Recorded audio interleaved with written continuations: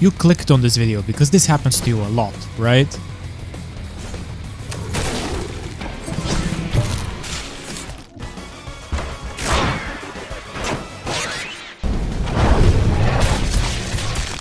Yeah, this was me too. Still is, honestly. But don't worry, because I'm here to tell you exactly how to run the killer around a goddamn stone for 3 minutes straight and win the game for all your bad teammates.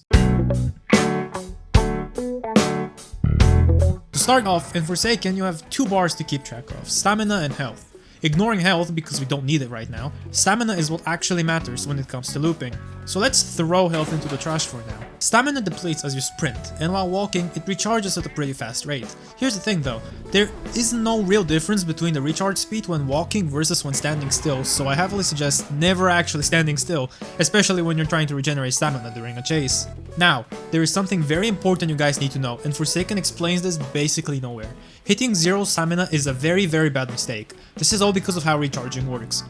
Basically, at 0 stamina, it takes you way longer to start recharging, which tanks your overall ability to actually run. If you had just left yourself at 2 or maybe 3 stamina, you'd be in a much better spot.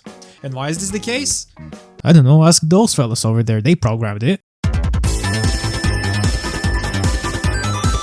Now that you know the basics behind stamina management, we can actually move on how to loop the killer.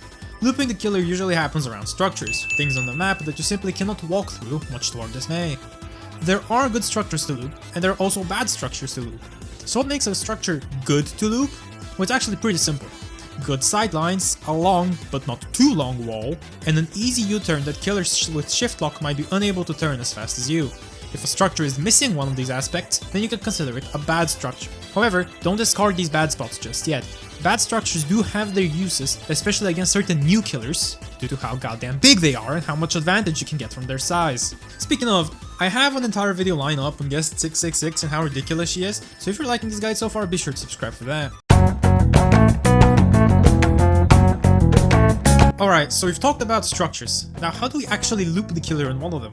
Well, this one is pretty easy. You'll run around the structure while making sure to keep your distance from the killer. Generally, the more distance you start looping with, the better. That's because the killer's stamina does recharge faster than yours, giving them a small edge that builds up as the looping goes on. However, if you start from a respectable distance, you'll basically have the killer by the ears for the entire round, as long as they don't give up on the loop, which most will eventually. If you do start a loop at a very low distance, there's a high chance that something like this will happen where you'll just run out of stamina, the killer will run out of stamina on top of you, and they'll be able to get hits on you anyway. If that does happen, I suggest trying to use the damage speed boost you get to disengage and surprise the killer, then hopefully find another loop and retry there. Other than that, you simply have to make sure that your stamina never reaches 0 and not get hit by any pesky anti-looping abilities like Nolly's Nova or Cool Kid's Corrupt Nature. And that's basically it. Looping in Forsaken isn't rocket science, but it does require you to actually understand stamina management and structure selection. Remember, never hit 0 stamina, start your loops with a distance, and pick good structures when you can. If you follow these tips, you'll go from dying in 30 seconds to actually lasting long enough to let your teammates finish gens, and maybe win the round. Or, you can also watch the memo about in a corner, because that's what most M4 guest mains do anyways. If this video helped you out, drop a like and subscribe because I've got way more Forsaken content coming your way, including that guest 666 video I mentioned. And if you've got any questions or your own looping tips, throw them in the comments below. Thanks for watching, I'll catch you in the next one, good luck, and good luck out there in the fog, well, not the fog, the specter thing. You get my point, whatever.